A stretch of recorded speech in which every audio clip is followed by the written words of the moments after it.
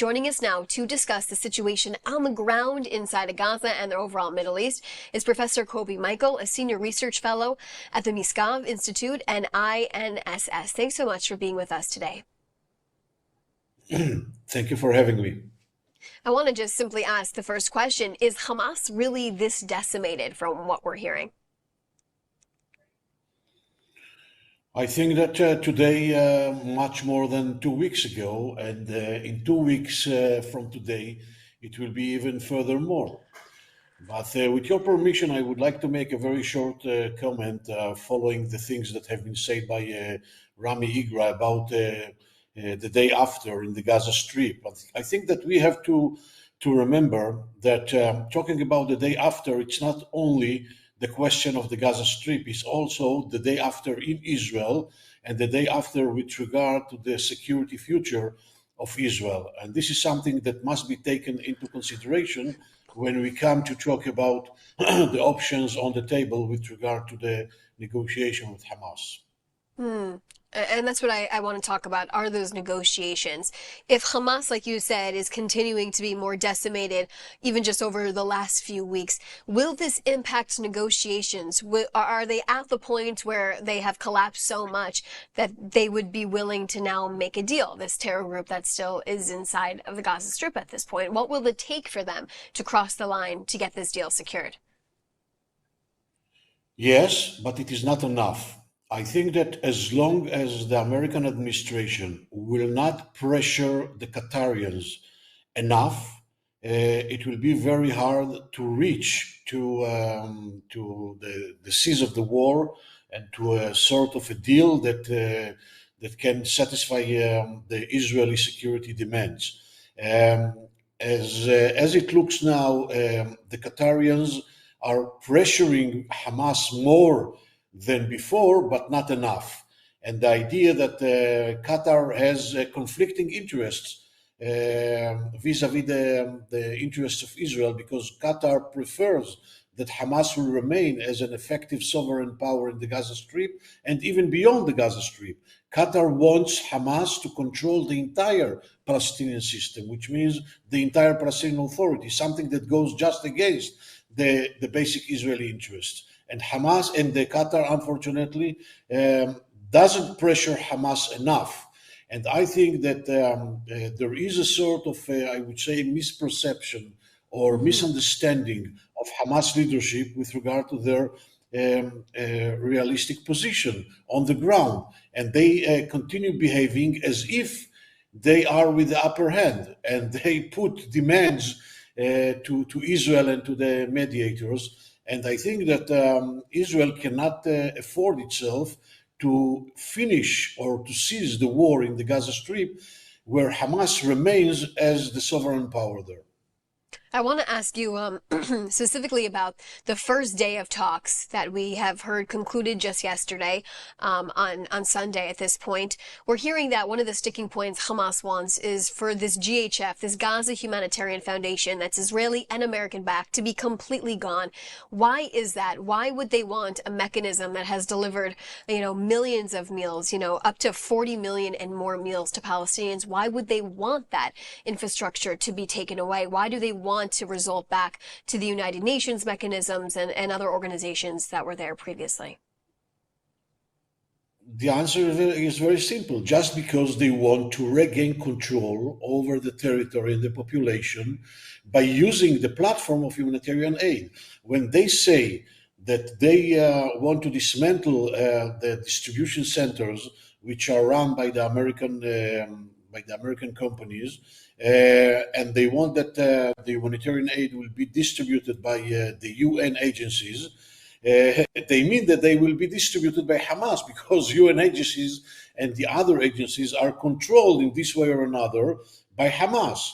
And Hamas understands pretty well that by controlling the distribution of the humanitarian aid, they actually achieve two goals. The first one is they are able to feed themselves, And the second goal is to control the population by distributing the humanitarian aid itself or selling it for money to the population and creating the situation that the entire population is deeply dependent on Hamas. And they understand that as long as the distribution centers, which are run by the American companies, will continue operating on the ground, they are losing power.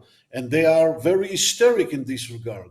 But as I said before, this is only one demand of 3 out of 3 that Hamas made, and all the 3 demands eventually signal that Hamas does not intend to leave the Gaza Strip, and Hamas does not intend to withdraw from its position as the sovereign power of the Gaza Strip. And this is something that is not, this is a gap which is not bridgeable with regard to the Israeli interests and demands. Kobi, you said it so simply before that, Hamas uses this aid to control their people, to control the enclave there. If this is so easy for people like you and others to recognize, why can't the United Nations see that Hamas, a terror group, likes their mechanism of distribution for a reason? Everybody understands that. But everybody, and we have some players here, the mediators, the Americans, and others, and the UN, and some other humanitarian aid agencies and human rights agencies, and the international media, that they have their interests, and they do not really care that Hamas will continue controlling the Gaza Strip. They want to cease the war. Each player because of its interests, and therefore they are willing to close their eyes and to ignore the reality, something that Israel cannot afford itself.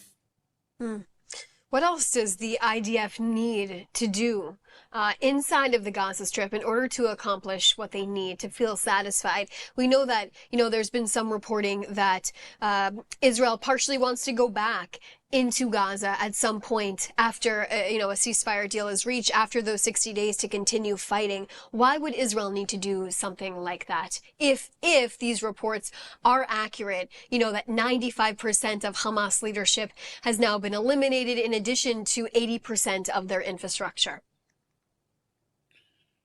We could have reached this goal 2 months ago, okay, or even more than that. Since the end of the last ceasefire in March 18, we didn't stick, or we didn't remain stick to our military plans.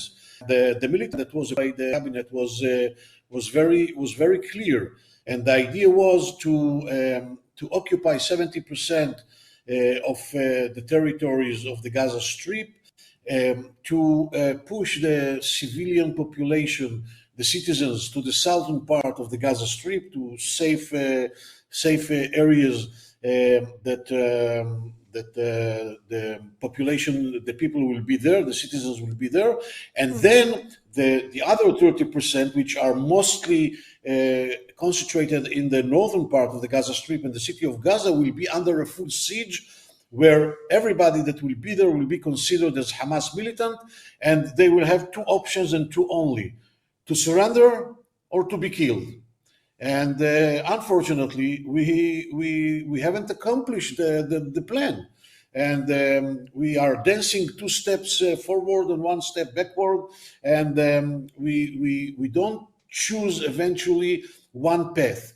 It can be the negotiation path, but if we choose this path, let's go with this path till the end, and if without any hesitation, and if we choose the military path, because we believe that by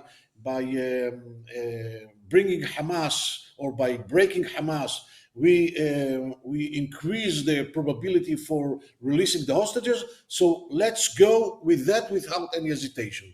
The idea and the problem is that we are running from one path to another without accomplishing any one of them. Right, without, like you said, accomplishing the checklist, the things that they need to get done before moving on to the other task. I want to ask you about what happened inside of Yemen last night. There were significant airstrikes that targeted 3 ports in addition to other infrastructure that is Houthi controlled. How significant are these Israeli strikes that took place? I'm not sure that it is very significant. We are in a sort of an attrition war with the Houthis. We have a problem there, and Israel cannot decide the war there through aerial bombarding. Okay, it will not be ended like that. In order to end the war there, there should be a sort of a very broad international and regional cooperation. There must be boots on the ground, and there must be a political movement. Or a political move together with the government of Yemen, of South Yemen, and some other tribes in North Yemen, which are adversaries and rivals of the Houthis. This is something which is beyond the capacities of Israel. We are talking about more than 2,000 kilometers from Israel. And eventually, when we are making the strategic calculations, it is not such a big threat from the security point of view. It is a bigger threat, or a bigger, I would say, headache or a problem with regard to commercial and economic issues, because actually there is a sort of a siege in Bab el-Mandeb Straits, okay? And this is something that affects Israel as well, but it affects much more the Egyptians than Israel. And we see that the Egyptians are doing nothing in this regard. And I think that this is something that should be well organized and coordinated, first of all, with the Americans, but not only. Thank you so much for being with us today, Professor Kobi Michael. Always appreciate your time here. Thank you for having me. Bye bye.